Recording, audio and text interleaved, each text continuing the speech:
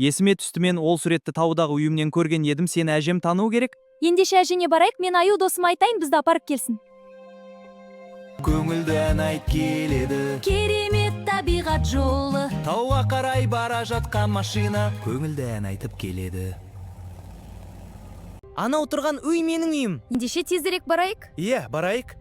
Қандай әдемі табиғат. Әжетай, мен келдім, сіз қайдасыз? Әжетай, қайдасыз? Мұнда жоқ. Әжетай, мен келдім. Балам ау, сен іздемеген жерім қалмады. Қайда жүрсің сен? Әже, уайымдамаңыз, менде бәрі дұрыс. Мен әкемнің қасында болдым. Қош келдіңдер, балаларым. Әжетай, бұл менің досым, сіз оның отбасын тануыңыз керек. Көрсетші құлыным. Бұл қандай сурет, құдайым-ай? Алесті тез табу керек. Бұрыш-бұрыштарды қарап шығыңдар. Ясно, жүгіреміз. Сыныптарды тексеріңдер, тез.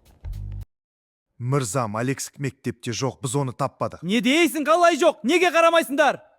Жетер енді.